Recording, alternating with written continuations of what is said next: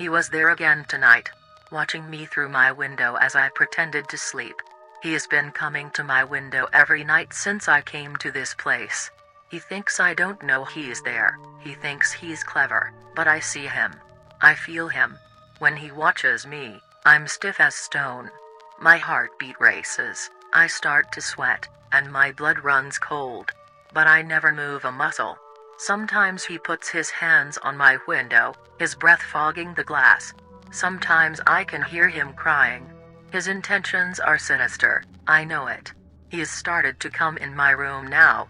He sits in a chair by the foot of my bed, breathing heavy breaths, polluting my air. Sometimes he will mumble things. Sometimes he hums lullabies. Sometimes he just cries. Recently, he took a big step. He came into my room and looked at my paintings, touched them.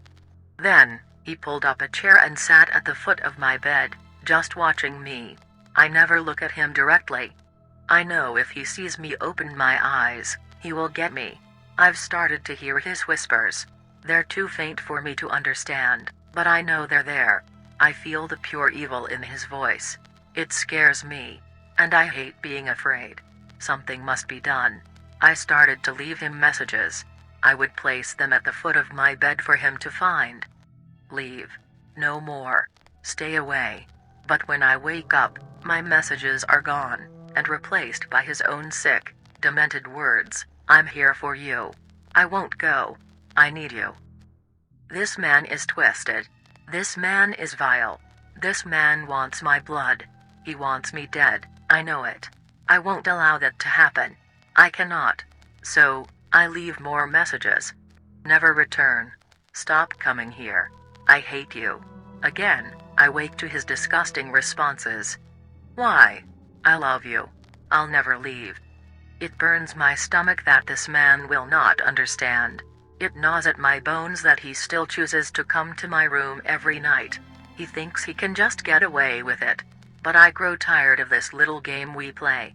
Last night, I made sure to steal one of my art scissors and brought it to bed. I hid it under my pillow, pulled up my covers and closed my eyes. Listening. Waiting. He came to my window. He put his hand on the glass. He cried for a moment, then he entered my room. He looked at my paintings, touched them again.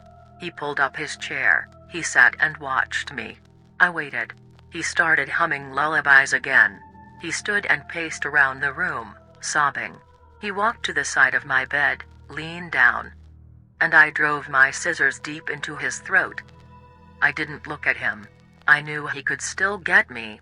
But I heard as he choked on his own blood. I heard him fall to the floor grasping his neck, gurgling and gasping for air. Before he went still, he said one thing. Why? Large men broke down my door. They ran to the dead evil man, and took him away. Then they took me away. They strapped me down and put me in a padded room. I don't understand why. I can't paint. I can't hang my art in here. Eventually, a man who said he was a doctor came in. He sat at the edge of my bed like the man at my window. He pulled out his clipboard and spoke. Mrs. Rudger, I'd like for you to explain to me why you did what you did. What brought you to your actions? Do you recall your thought process? Wasn't it obvious? I stopped the evil man from coming into my room and watching me. I saved myself from being taken by him. The doctor stared at me for a moment. Mrs. Rudger, I'm afraid you're not quite understanding what's happened to you. You've been in a terrible car accident in which you lost your 3 children.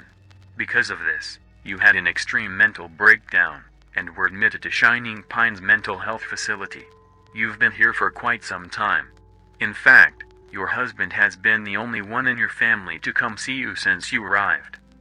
I stared at him blankly. Mrs. Rudger, I don't know how to say this, but your husband was the man you've just murdered.